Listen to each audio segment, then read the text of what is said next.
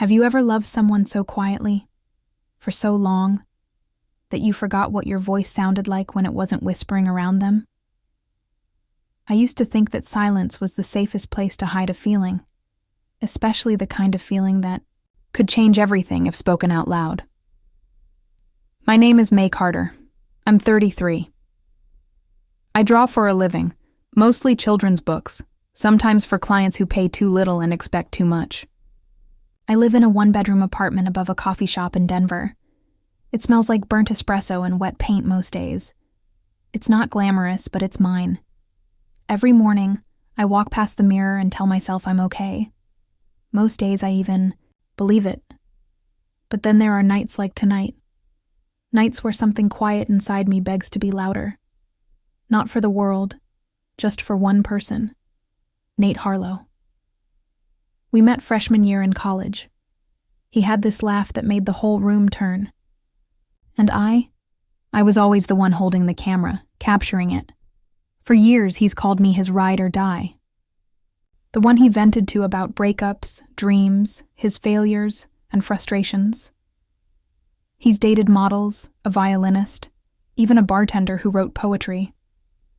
I was always the friend, the safe one, the afterthought. But I loved him, in the kind of way that didn't demand to be loved back. I was the keeper of his secrets and the quiet holder of my own. And tonight, something inside me said, enough. Not because I wanted him to say it back, but because I needed to say it, even if only to myself. I didn't plan to send it. The message, I mean. It started as a way to breathe, like cracking open a window after sitting in a room that's been closed too long. I opened my notes app, typed without punctuation, no filter, no plan, just feeling. Nate, I know we've been friends for years. I know this might change things, but I've loved you. Quietly. Constantly. And maybe it's not love. Maybe it's just me wanting to be seen, just once by you. Not as your backup plan, not as your safety net. Just me. I stared at it for 20 minutes, then copied it, pasted it into a blank text bubble, typed his name. My thumb hovered over send. I wasn't going to do it, but something slipped. Literally. I dropped the phone. It hit the screen, and like fate, had been waiting, the message sent. My stomach dropped. I froze.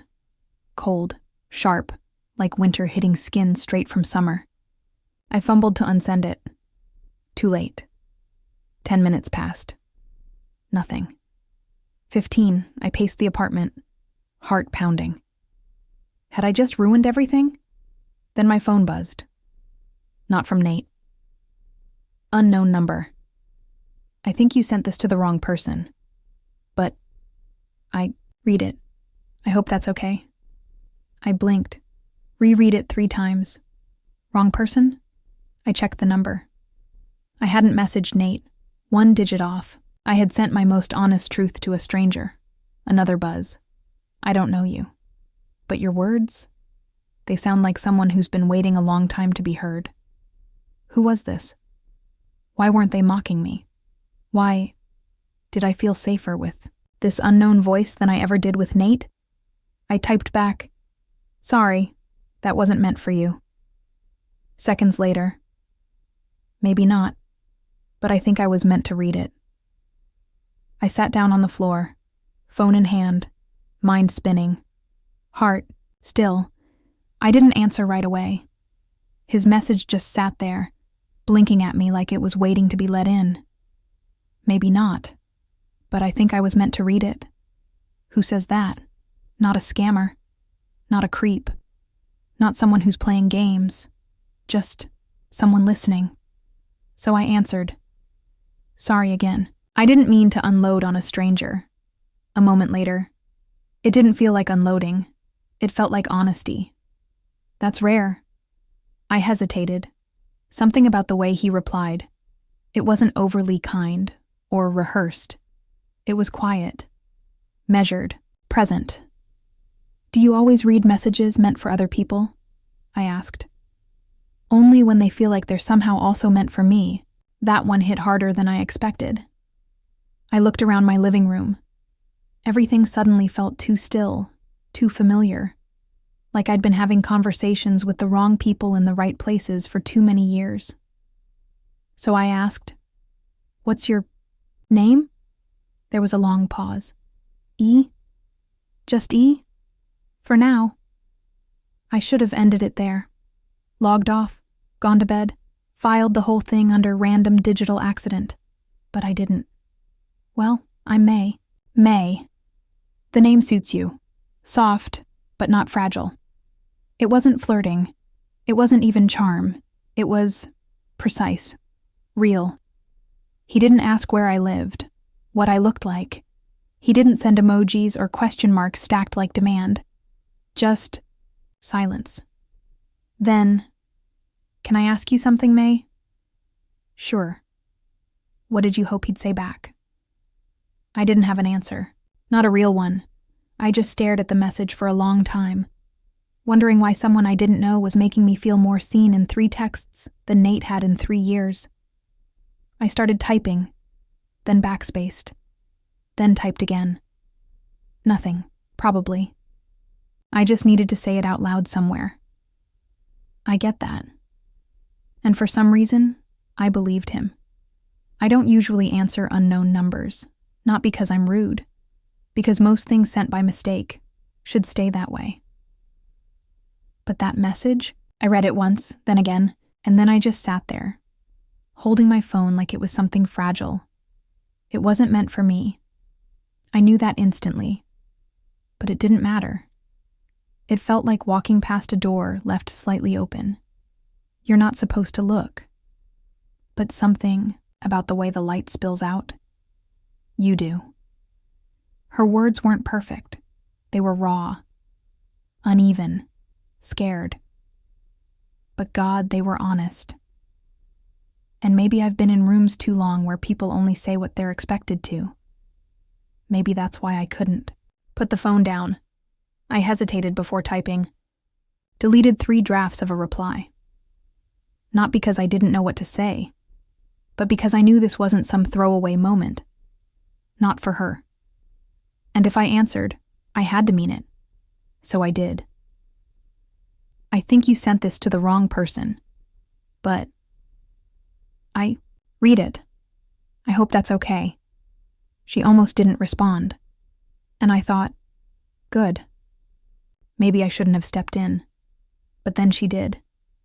And for the first time in months, I wasn't CEO Eli Stone, not the headline, not the problem solver.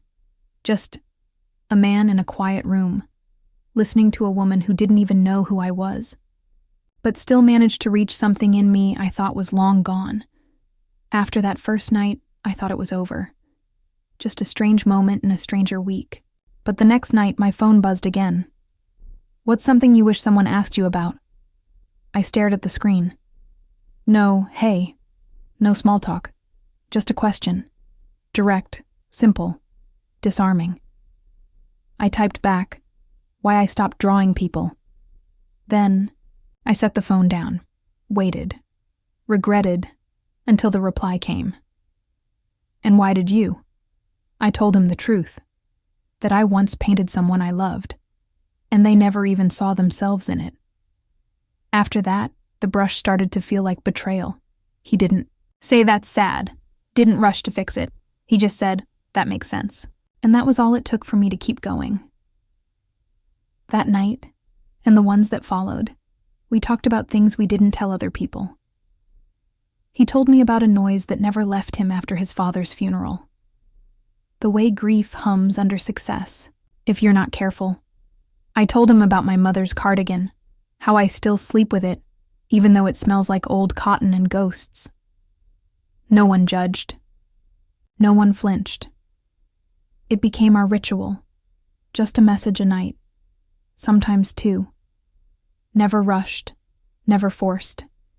He never asked for a photo, never asked what I looked like.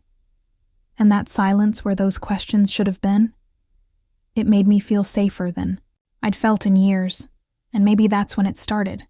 Not the love, but the remembering. That I still had things worth saying, and maybe someone worth saying them to. One night, maybe a week in, I almost asked him, "What do you look like? Where do you live?" The usual curiosity. But the question didn't feel right in my mouth. So instead, I asked, "Is it weird that I don't want to know who you are?" He replied almost instantly, "Actually, I think it's why this works. That was the night we made the only rule we ever really followed. No names, no photos, no real-world details. Not because we were hiding, but because, in some way, we were finally showing. The kind of showing that didn't depend on face value. That wasn't about the past, or the job, or the people who expected us to be something, just the thoughts we didn't say out loud. The fears we filtered out of conversations with people who were too quick to reassure us. The versions of ourselves that weren't curated. We called it the in-between. Like we were living in a small space that didn't exist anywhere else. Not in our phones, not in real life, but somewhere suspended, untouched, unpressured. He said something I never forgot. "I don't know what you look like, but I've never seen someone clearer." I didn't answer right away, because something in me cracked. Not broke. Just softened. This wasn't love. Not yet. But it was the first time in a long time I didn't feel like I was auditioning for it. It happened in the middle of a conversation about music. He'd asked, "What song feels like you?" I paused, then sent one I hadn't listened to in years, a quiet piano track, no lyrics, just ache pressed into melody. He replied, "It sounds like longing, like someone waiting at a door that never opened." And just like that, I remembered, not the song, but the version of me that used to play it on loop. Back when I still believed someone might wait at mine. I didn't reply right away, because something was happening. Quietly, inside me. It wasn't that Eli reminded me of Nate. He didn't. But he reminded me of someone else. Someone I hadn't thought about in years. Me. The version of me before disappointment made me smaller. Before I stopped sending long messages or finishing my own stories. Before I learned to keep everything short, easy, unbothered. Eli wasn't just a stranger. He was holding up a mirror, not to who I'd become, but to who I'd buried. And it terrified me how quickly I wanted to be seen again. Not just liked. Not just wanted. Recognized. I wasn't supposed to teach that day. The regular instructor at the community center had called. Out last minute. I owed her a favor, so I showed up, hair barely brushed, coffee half spilled on my sleeve. It was a beginner sketch class, nothing fancy.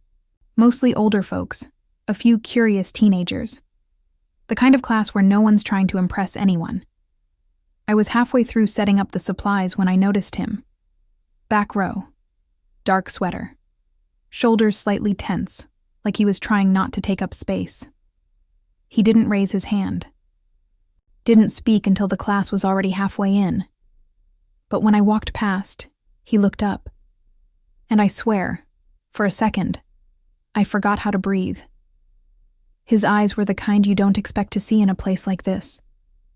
Not because they were beautiful, though they were, but because they looked familiar. Not in the face. In the way they paused. Like he was recognizing me too. At break, he approached the table, held out his hand. "Hi, I'm Elliot." Elliot. It didn't click. Not right away. "May," I said, shaking his hand. "Nice to meet you." His grip was steady, but there was something else underneath it.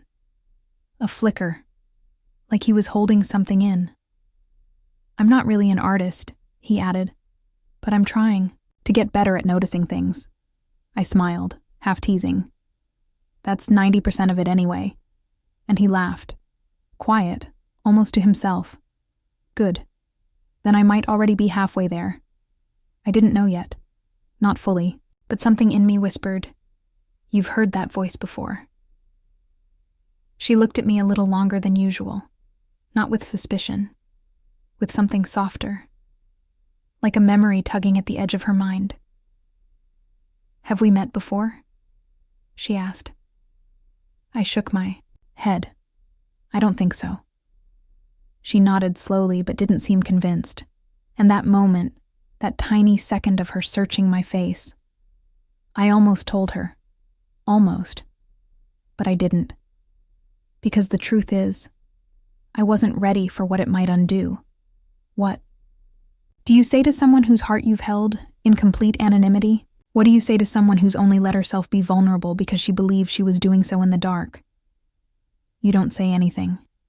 You stay still and quiet and terrified that the version of you she trusted isn't the one standing in front of her. Because the version of me she knew, he didn't carry this weight in his posture. He didn't wear a name like Elliot Stone, the one attached to corporate titles and impossible expectations. He just listened. He just saw her. And maybe she saw me too. Just not like this. So when she looked at me again, brow furrowed, lips parting like she might ask something else, I smiled, carefully, and changed the subject. "Your demo on shading?" That was actually the first time light made sense to me. Her face lit up.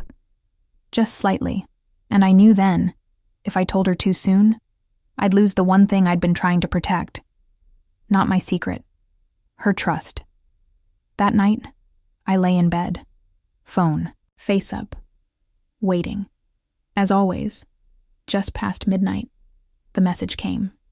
If today had a color, what would it be? I smiled. It was such a classic question.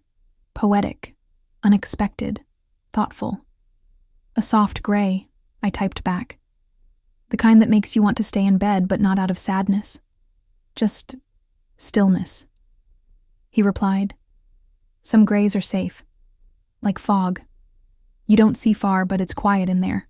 I stared at that sentence longer than I should have, because earlier, during class, Elliot had said something similar. When we were mixing charcoal, and I joked about everything I drew looking muddy. "Maybe muddy's just misunderstood," he'd said. "Some grays are gentle. They let your eyes rest." At the time, I brushed it off. But now, it was there again. The same phrasing. The same way of softening silence. I put my phone down, rolled onto my side, and told myself I was imagining things. It's a big city. A lot of people read the same books. Maybe we all have a little fog in us. But still, something in me had shifted. It wasn't fear. Not exactly. Just this slow, careful awareness that maybe the lines between the two versions of connection in my life weren't as separate as I thought. And what scared me more than being wrong was what would happen if I was right. We didn't plan it. It just happened. I started staying a little longer after class. He started arriving a little earlier. He was quiet at first, still in the back row, still careful not to take too much space. But then one afternoon, when I forgot my thermos, he handed me a paper cup from the corner cafe. I guessed hazelnut. "You seem like someone who forgives bitterness, but still prefers sweetness." I looked up, surprised. He shrugged. "Lucky guess." I wanted to ask, "How did you know?" But I didn't, and instead, I smiled, because it felt good. The kind of good that doesn't need to be named out loud. He'd help me clean up after class, pick up brushes I dropped, organize charcoal sets in color order like it meant something. We didn't talk about anything dramatic, mostly about simple things, like how hard it is to find a coat that's both warm and flattering, or how some silences feel like a held breath, and others like an exhale. Sometimes I'd catch him watching the students, not me, especially the quiet ones, and I could tell. He saw them, the way he once saw me, when I was just a voice behind a wrong number, and I started wondering, was I falling for him in real life? Or had I always been, and only just now had a face to give it? That evening, class ended early. The rain outside was soft and unbothered, like it wasn't trying to interrupt anyone. I stayed behind to organize a few boxes. Elliot offered to help. I didn't say no. We ended up sitting on the floor, backs against the studio wall.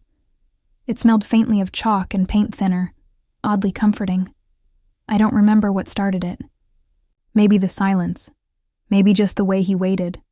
Not like someone expecting a confession, but like someone who'd sit with you whether it came or not. So I told him, not everything, but enough. I've been doing this for almost 10 years, I said quietly. Teaching, painting, showing up. But there were days I'd walk out of here and feel invisible. He didn't interrupt, just nodded, just listened. People think artists are expressive, I continued. But sometimes, I think we create just to hear ourselves say something we can't say out loud. Then I looked at him. It's lonely, you know, being the one who always looks like she's okay. Especially when you're not. His eyes softened, not with pity, but with something more honest. Yeah, he said. I know that feeling. And for a moment, I forgot I was talking to Elliot, because it sounded so much like E, the way he didn't rush me, the way he let silence fill the spaces where other people would fumble for comfort. In that moment, I didn't feel invisible. I felt heard. And maybe that was the first time I truly wanted to be seen. Some nights I couldn't sleep, not because of guilt, because of her. Her voice, her stories. The way she opened up to me without asking for anything in return. She thought she was talking to Elliot. She had no idea I was E, that the person she'd trusted in the dark was the same man sitting next to her during daylight. And the more she told me about her father's silence, about how she used to fake being happy at gallery events just to make people comfortable, the more I realized she didn't just need someone to listen. She needed someone who could be real, and I wasn't. Not completely. Every moment I spent with her now felt like I was stealing something I hadn't earned. But here's the thing. If I told her the truth, I risked breaking everything. She'd never look at me the same way again. But if I didn't, I'd be lying to someone who finally made me feel like myself. It wasn't about pride anymore, or fear. It was about this impossible, stupid question that kept echoing in my chest. Do I deserve her trust if I built it under a false name? And worse, if I lose her, will I ever be honest again with anyone? I didn't have an answer. So, I did what cowards do. I stayed silent. For now. That night, I didn't expect him to text. We hadn't messaged in a few days. Our conversations had been shifting. Fewer questions, more pauses. Like we were both waiting for something to settle. Then, just after midnight, a single message came through. If someone wasn't who you thought they were, but everything they gave you still felt real, would it matter? I stared at the screen. Read it. Reread it. Was this a confession? A riddle? Or just one of his abstract late-night thoughts? But this one felt different. It wasn't poetic. It was trembling. I typed a reply, erased it, typed another, deleted that too. Finally, I just wrote, "Is there something you want to tell me?" No answer. Minutes passed, then half an hour. Then I put the phone down and turned off the lamp. But I didn't sleep, because that question didn't feel hypothetical. It felt close. Too close. like someone had opened a door and was waiting to see if I'd step through or slam it shut. It was a normal morning. I was sipping cheap coffee, scrolling without really reading, just filling silence before heading to class. And then, I saw it, my name, my face. On a blog I didn't follow, headline bold and blinking on the homepage of an art publication. Anonymous Muse. Who's the woman seen with Sinclair Air Elliott Nash? I clicked before I could stop myself. There it was. A photo. Of me. Not staged, not posed. I was laughing. Elliot, or Eli, or whoever he was looking at me like I was the whole sky. We were outside the studio, maybe 2 weeks ago. I didn't even know anyone was watching. The article wasn't cruel. If anything, it praised me, called me enigmatic, refreshingly low profile, suggested that I might be inspiring Elliot's mysterious return to the art world. But none of that mattered, because suddenly, nothing felt private anymore. The messages, the looks, the quiet, all of it felt exposed, and for a moment, just a moment, I wondered if this had all been a setup from the start. Was I part of some rebrand? Was I just convenient? I wanted to text him, to ask, to scream. But instead, I just stared at the photo, at his eyes frozen in a frame I never agreed to be in, and all I could think was, you promised me quiet. You promised me honesty. I didn't text him. I went straight to the studio. He was already there, alone, rearranging the brushes like he always did when nervous. When he saw me, he smiled like nothing was wrong. And that, more than the headline, more than the photo, was what broke me. You knew, I said. No greeting. No explanation. Just that. He stopped moving. Didn't ask what, didn't pretend. He just looked tired, and then he nodded. Yeah, I did. I folded my arms, not to shield myself, just to keep from shaking. How long? Since the first week. Since I realized the voice in those messages was the same person I was watching paint clouds on a Monday afternoon. And you didn't say anything? I didn't know how, he said. Every day it got harder, because you trusted me more, and I didn't want to lose that. My laugh was dry, small, disbelief more than anger. You didn't want to lose my trust, so you built it on a lie? He opened his mouth, closed it. I didn't plan this, May. I didn't set you up. I swear. Then why did a photographer know who I was before I did? He looked at me. Really looked. I didn't call them. But I didn't stop it either. I let things slide. I thought, if I could just hold on a little longer. You could make me fall before I found out. Silence, long, heavy, final. Stepped back. You didn't fall in love with me, Eli. You fell in love with the version of me who didn't know better, and I walked out. But even as I did, my heart, traitorous, trembling, still whispered. But it was real. Wasn't it? He didn't defend himself. He didn't beg. He just stood there, eyes steady but resigned, like someone who had already accepted losing.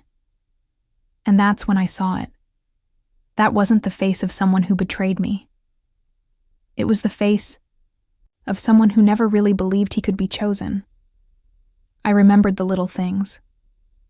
How he always smiled like he didn't quite believe it was okay to. How he dodged questions about his past. How he flinched, just slightly, whenever I talked about people who made me feel not enough. Maybe I should have seen it sooner. Maybe I didn't want to. Because the truth is, I recognized that look. I wore it once. When I asked him why he lied, why he stayed, he only said one thing. Because I didn't think you'd stay if you knew who I really was. That hit deeper than any deception. It wasn't manipulation. It wasn't strategy. It was fear. The kind that buries itself in you so long, you start thinking it's just part of your DNA. like a child who's been left behind too many times and starts preparing for goodbye before the hello even finishes. I left without another word, but the silence in me wasn't anger anymore.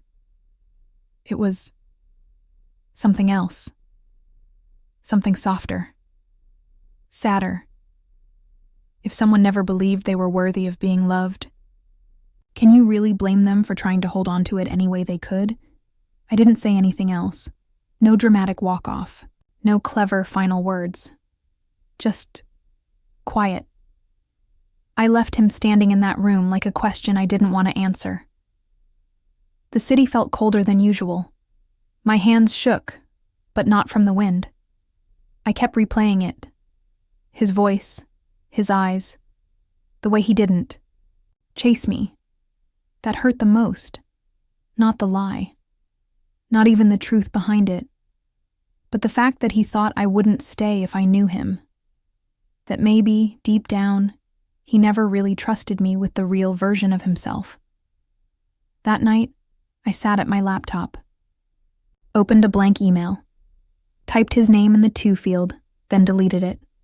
I wrote for hours. Deleted. Rewrote. You could have told me the truth. I would have listened. You didn't have to be someone else. You just had to be real. But I never hit send, because I didn't know if I was angry or just heartbroken. And I didn't want to hand him my pain, all wrapped up in neat sentences, like he deserved to understand it right now. Instead, I closed the laptop, saved the draft, and tried to breathe. Life didn't stop just because I was heartbroken. So I went back to it. I reopened my weekend art classes. The studio smelled like oil paint and dusty sunlight again. Kids tracked colors across the floor. I let them. Some messes are good. I started painting again, too. At first, just small things, color studies, abstract strokes. But it helped. Every time I dipped the brush into paint, it felt like I was choosing myself again. People asked where I had been. I said I needed a break. No one asked about him, because I had never told anyone about him, and that made it easier to pretend he hadn't happened. But truth is, some mornings still hurt. Like when I'd find my phone in my hand, my thumb hovering over the chat we never finished, or when someone would say something kind in a way that sounded like him. I didn't erase him, but I didn't speak of him either. It was a quiet grief, the kind you carry in your chest like folded paper, still there, still creased, but hidden. I poured it into my work, a new piece every week. Not about him, not exactly, but about what it felt like to want something and then have to walk away from it. And little by little, the weight shifted. I didn't check my inbox waiting for a reply. I didn't scan the sidewalk hoping to bump into him. I stopped waiting, and when the paint dried at the end of the day, I'd lock the door, flick off the lights, and walk home alone, still breathing, still standing, still me. It came on a Tuesday. Just a plain brown envelope slipped under the studio door. No stamp, no return address, no name. At first, I thought someone left their portfolio for review. Students do that sometimes. But when I opened it, the first thing I saw was paperwork, a lease agreement, 12 months, paid in full, my name on the line, the address of my studio. I sat down slowly, heart hammering before I even saw the note tucked behind it. It was handwritten. Only 2 short lines. I don't expect forgiveness. I just hope the space gives you room to keep becoming who you are. That was it. No signature, no apology. No attempt to explain or rewrite the past. And somehow, that hurt more than if he had begged. Because he wasn't asking for anything, not a second chance. Not even a reply. Just silence, where he used to be. Just space. I stared at the paper for a long time. Felt something rise in my chest I couldn't name. Gratitude? Anger? Closure? Maybe all of it. Because even though the gesture was quiet, almost invisible to anyone else, I knew. I knew the handwriting, the way he curled his lowercase e's, the clean, exact spacing like he couldn't afford to leave things messy. That was Eli, always trying to fix something, even when he was the one broken. I folded the note once, didn't throw it away, just tucked it into my drawer, next to the email I never sent. And that night, when I turned off the studio lights, I whispered into the dark, "Thank you. But that doesn't mean I'm ready." The next morning, I didn't open my inbox. I didn't scroll through messages hoping he'd follow up. Instead, I walked into the studio, locked the door behind me, and pulled out a fresh canvas. This time, I didn't sketch first. No planning, no hesitating. I just started painting. The colors came fast, raw, unfiltered, blues that bled like bruises, yellows that cracked through like light trying to break free, strokes that didn't hide behind clean lines or perfect balance. The image formed slowly, a figure, standing in front of a door. The door was open. The world outside wasn't defined, but the figure was stepping through it, shoulders pulled back, no fear. I titled it, "No More Hiding," because that was what it felt like. I wasn't painting for closure, or forgiveness, or for him. I was painting for me. But when I finished, I realized I wanted him to see it. Not to hurt him, not to give him hope, just to show him that I had kept walking, and that he didn't need to carry the weight of what he'd broken. One of my students, Harper, 14, sweet, always early, offered to drop off supplies near downtown, close to Sinclair Tower. I wrapped the canvas gently, tucked a small note inside. No signature, no return address, just a message. I'm still becoming, and I'm not afraid anymore. I handed it to Harper and smiled. No one knew what was inside. But if he saw it, if he still cared, he'd understand exactly what it meant. It was a Thursday, the kind of afternoon that smelled like rain before it hit. I was setting up for my afternoon class, unpacking brushes, mixing bass tones, when I saw him. Eli. He stood just outside the glass door for a second, unsure. Then quietly he stepped in. He didn't speak, didn't ask permission, didn't try to explain. He just walked over to the supply shelf, picked up the rag, and started wiping the board. Like it was the most natural thing in the world. Like he'd never left. The kids didn't notice. They were too busy chattering, smearing color across the paper like it was a race. But I saw every movement he made. How gently he picked up each paint cup. How he grouped the reds and yellows like he remembered how I liked it. How he didn't look at me once. It would have been easier if he had come in crying or apologizing or pretending none of it happened. But he didn't. He just showed up and moved like someone who was trying to earn their place without taking up space. I said nothing. Not because I wasn't feeling anything, but because I was feeling everything. Confusion, relief, annoyance. Something dangerously close to hope. When class started, he stayed in the back, sitting cross-legged beside the sink, quietly rinsing out jars. Letting the kids hand him messy palettes and splattered brushes, he smiled at them, not at me.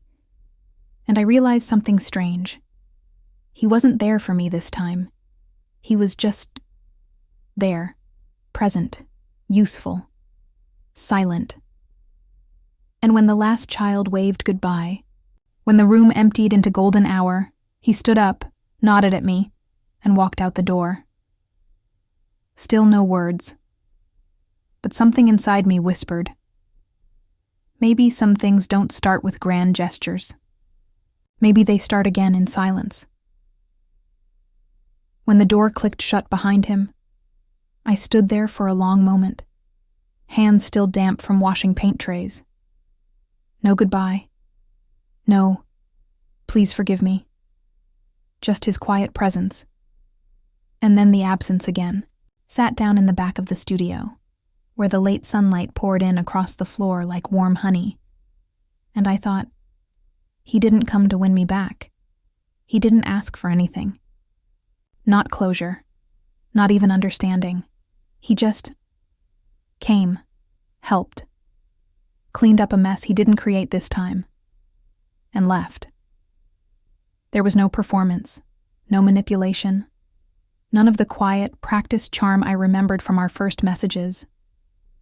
And oddly, that said more than any apology ever could, because it meant he wasn't trying to rewrite what happened. He knew the damage, and instead of asking to be forgiven, he was simply willing to stay near the mess without complaint. That night, I stayed late, wiping down the easels one by one, thinking about how long I had waited, not just for love, but for love that didn't come with pressure or noise, the kind that respected space and showed up without demand. Was I ready to let him back in? Not yet. But I wasn't angry anymore. That surprised me. I didn't feel rage in my chest. Only quiet. And sometimes, quiet means you're no longer fighting. You're just breathing. Maybe that was the beginning of peace. Not forgiveness. Not a reunion. Just the absence of war inside me. And in that stillness, I allowed one small truth to surface. He didn't ask for my heart again. He just offered his presence. And for now, that was enough. It had been sitting in the corner of my studio for weeks. The canvas I couldn't name at first. But one night, without planning, I took it out, set it on the easel, and began. It wasn't like the others. This one wasn't trying to hide anything. It was a man. Not sharply defined, but soft around the edges, bathed in a golden light that came from somewhere just out of frame. He wasn't smiling. He wasn't sad either. Just still, like someone, learning how to stand in his own skin. The background was layered with pale strokes, a mix of blues and rust, like memory and shame intertwined. But the light around him held firm. I titled it, "The One Who Tried to Understand Me." Not loved, not saved, just tried. That mattered, because even if he had hurt me, even if we never found our way back, there was truth in how he'd shown up clumsy. Too late, but not pretending. I wrapped the painting myself. No note, no return address. I left it at the front desk of the building I knew he still worked in. The receptionist asked for a name. I just smiled and said, "It'll make sense when he sees it." And I walked out. Lighter. Because sometimes closure doesn't come from answers. It comes from giving something away. Something honest, and letting it speak for itself. He asked if I could meet him on a Sunday morning. No context. Just a time and an address. I almost didn't go. But curiosity is a strange thing, especially when it's wrapped in silence, and you've been waiting for closure that never comes with words. The street was quiet, tucked between a bakery and a bookstore I used to love. He stood outside a weathered building, white brick, tall windows dusted with time. He didn't say much. Just, "Come in." The space was empty, bare walls, wooden floors scarred by decades of footsteps. But the light, it was beautiful, soft, real, like something breathing. I looked around, confused. Then I turned back to him. He held out a small envelope. Inside was a single key. No note, just a folded lease agreement with my name printed at the top. A gallery space. 1 year. Paid. In full, I stared at it. then at him. "I didn't ask for this," I said. "I know," he replied quietly. "That's why it's yours." I didn't cry. I didn't run to hug him. I just stood there, stunned by the quiet dignity of the gesture, because this wasn't about making things right. It was about finally giving me space to be seen, on my own terms, without his name, without our story tied to it, just mine. And in that moment, I realized maybe this wasn't an apology. Maybe it was respect. Didn't say thank you. Not because I wasn't grateful, but because the words didn't fit anymore. They felt too small, too polite for something that had cracked something open in me. After he left, the gallery echoed in quiet. It smelled faintly of dust and old paint. The kind of silence you don't fill. You just stand inside it and let it press against your ribs. I wandered around, fingers trailing along the window frames, stopping by the empty table near the back. That's where I placed it. The old phone, the one I'd used when we started messaging, back when he was just a stranger replying to the wrong number, back when his name wasn't Eli, back when mine wasn't a woman guarding every inch of herself. I hadn't used it in weeks. The battery was dead, but I had kept it, maybe out of habit, maybe out of memory. But now, I didn't need it anymore. Because that version of me, the one who whispered into a screen at midnight, she was fading. She wasn't broken, just finished, and that mattered. So I set it down gently on the wood. Stepped back. Didn't text. Didn't call. Just left it there. Like closing the final page of a book that had already written the ending. And maybe, in some quiet way, that was my thank you. There was no press release. No camera crews. No hashtags or curated captions. Just a handwritten note taped to the gallery window. Open tonight. Come as you are. And they did. Not in droves. Not in high heels or suits. But in comfortable shoes, paint-stained aprons, old coats, people I'd taught.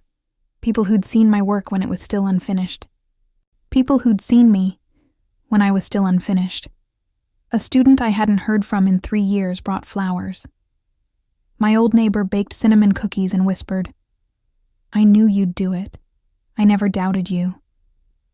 We didn't talk about Eli. No one asked, and somehow that felt like grace. The paintings hung quiet on the walls. Nothing flashy, nothing loud. Just color, emotion. Pieces of me I wasn't ashamed of anymore. At the far end was the piece I thought I'd never show. Not hiding anymore. I'd rehung it hours before opening. Not because it was perfect, but because it was honest. A girl standing in the middle of a storm, hair wild, hands open, face turned toward the light. Even if she didn't fully believe she deserved it yet. That was the story I wanted people to take home. Not the rumors. Not the love story that almost happened. Just this. That showing up is enough. That quiet survival is still survival. That healing doesn't always look like moving on. Sometimes it looks like staying.